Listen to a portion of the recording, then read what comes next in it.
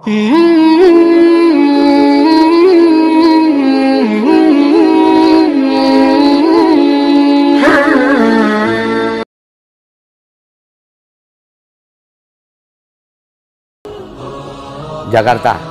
maka dia akan sampai ke Jakarta, dia akan sampai ke Solo, dia akan sampai ke Makassar, ke Surabaya, dia akan sampai ke Medan, dia akan masuk ke Kota Padang, dia akan masuk ke kota-kota besar di muka bumi. Di setiap negara ada berapa kota-kota besarnya, dia akan masuk. Sementara penduduk-penduduk yang ada di dusun-dusun, di kampung-kampung, di lembah-lembah, di bukit-bukit, malah akan turun dari persembunyian mereka, keluar dari persembunyian mereka, menuju ke titik koordinat di mana Dajjal ada di kota mereka, dan mereka langsung sujud menyembah Dajjal.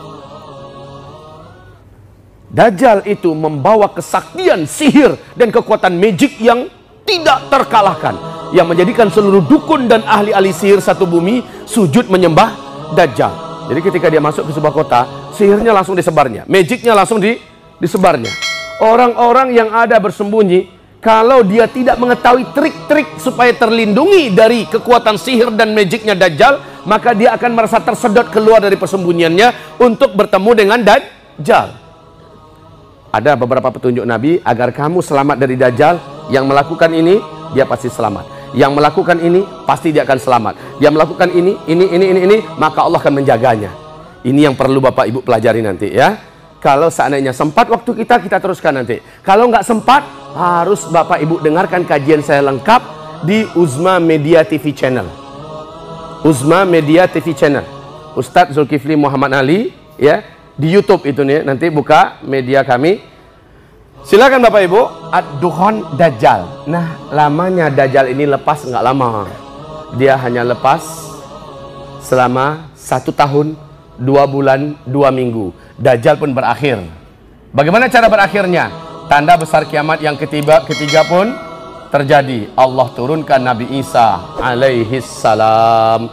Ijma' para ulama ahlus sunnah wal jamaah mengatakan Isa dengan ruh dan jasadnya sekarang ini masih ada di langit dunia. Waktu Nabi Isra dan Mi'raj masih ketemu dengan Nabi Isa di usia dia dulu diangkat. Masih muda Nabi Isa sampai sekarang.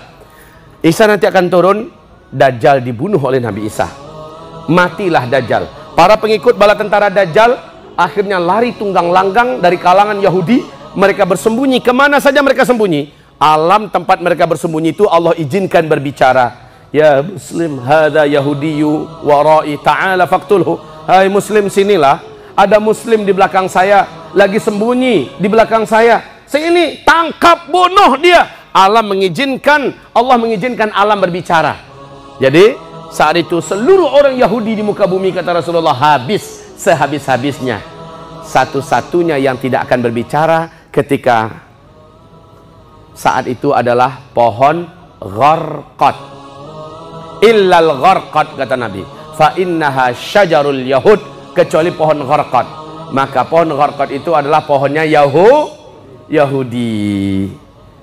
Untuk pengetahuan Bapak Ibu semua, dari sejak 13 tahun yang lalu, Robi Yahudi di Israel sana telah mewajibkan para perdana menteri yang naik untuk menanam pohon gharqad sebanyak-banyaknya. Tanaman pertama yang ditanamkan ke dalam bumi Israel 2 juta batang pohon. Setiap naik perdana menteri yang baru ditambah lagi sekian ratus batang pohon, sekian ratus ribu batang pohon. Dan sekarang batang-batang pohon gharqad itu di Israel sudah setinggi 12 sampai 16 meter, Pak. Udah tinggi-tinggi, udah lebat. Kaum muslimin yang kami muliakan, dan Nabi Isa bersama Imam Mahdi akan menghabisi orang-orang Yahudi, termasuk yang ada di pohon-pohon gharqad bersembunyi. Ya kan udah ketahuan dulu dari hadisnya kan. Oh, persembunyian terakhir mereka adalah di kebun-kebun pohon gharqad. Ya sudah, tinggal pergi ke sana. Memang lihat banyak yang bersembunyi di situ. Habis dah kutu-kutu Yahudi diselesaikan. Selesai tanda besar kiamat yang keempat. Apa dia tanda besar kiamat yang keempat? Lepaslah Ya'juj dan Ma'juj. Ya'juj dan Ma'juj. Siapa Ya'juj Ma'juj ini? Sama dengan Dajjal. Cuma kalau Dajjal 1 orang laki-laki. Kalau Ya'juj dan Ma'juj, Nabi mengatakan hidungnya pesek-pesek, warna kulitnya kuning keputih-putihan, matanya sipit-sipit, mukanya kayak tempayan yang kena apa? Kena ketok, ya. Iya, remek. Iya. Ya'juj dan Ma'juj ini kata Rasul nanti akan keluar di akhir zaman. Setelah Nabi Isa alaihissalam turun, dan kerjaan Ya'juj cuma satu, membunuh. Siapapun manusia selain ras mereka yang mereka temukan, pasti mereka habisi. Cara selamat daripada Ya'juj dan Ma'juj kata Rasulullah cuma satu, larilah dan bersembunyilah dari Ya'juj Ma'juj, cuma itu.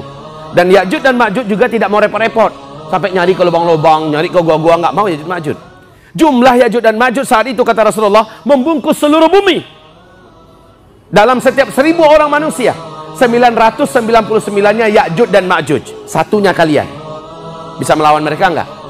Sementara ketika itu sudah zaman tidak ada teknologi. Berarti pedang dengan pedang, kalau melawan percuma. Sedangkan Nabi Isa saja disuruh oleh Allah, "Hai Isa, larilah engkau, bawalah orang-orang beriman bersamamu ke atas gunung Tursina."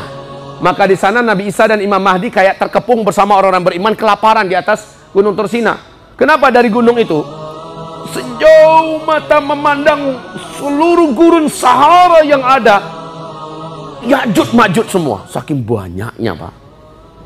Ya, Ya'juj dan Ma'juj habis langsung. Caranya Allah langsung yang mematikan mereka serentak dengan kuman-kuman, bakteri-bakteri dan ulat-ulat yang datang menggerogoti tubuh mereka serentak, kayak listrik satu Jakarta dimatikan langsung dari gardu induknya, langsung mati serentak. Bumi ini busuk dengan bangkai Ya'juj dan Ma'juj. Nabi Isa berdoa, "Ya Allah, tidak ada daya dan kekuatan bagi kami untuk membersihkan bumimu ini dari bangkai-bangkai Ya'juj dan Ma'juj. Ya Allah, bersihkanlah bumimu ini dengan kekuasaan dan kekuatanmu." Maka kata Rasulullah, mendadak langit yang terang benderang menjadi gelap gulita seperti tengah malam. Terang benderang siang hari, langsung gelap gulita seperti tengah malam. Tidak ada setitik pun cahaya matahari lagi yang masuk. Ada apa ternyata? Dari langit burung-burung yang sangat banyak sedang menukik menuju ke arah bumi. Rasul mengatakan burung-burung tersebut bentuk lehernya dan besar lehernya sama dengan leher onta-onta kalian hari ini. Kebayang nggak besarnya burung-burung itu? Sudahlah, itu banyak yang menjadikan langit langsung gelap gulita. Udahlah, nggak kebayang kalau begitu. Seimbang dengan bangkai-bangkai Ya'juj dan Ma'juj yang akan dibawa. Maka burung ini menukik, setiap burung membawa bangkai Ya'juj dan Ma'juj. Pertanyaan sekarang muncul, Ustadz, sebanyak itu Ya'juj dan Ma'juj, di manakah Allah sembunyikan mereka sekarang? Dan burung-burung yang besar-besar dan sebanyak itu, di mana posisinya sekarang? Maka jawaban yang paling ringkas, jawaban yang tidak akan menimbulkan pertanyaan lagi adalah entah. Allahu a'lam. Saya nggak tahu. Berkaitan dengan Ya'juj Ma'juj akan muncul jumlahnya sebanyak itu, hadisnya sahih. Berkaitan dengan burung yang nanti akan datang menukik ke arah bumi menyebabkan langit menjadi gelap gulita, hadisnya sahih. Tapi di mana Ya'juj dan Ma'juj pastinya sekarang Allah sembunyikan. Di mana dan bagaimana burung-burung itu sekarang Allah sembunyikan, itu bukan urusan saya. Saya nggak tahu, titik. Jadi jangan tanya lagi.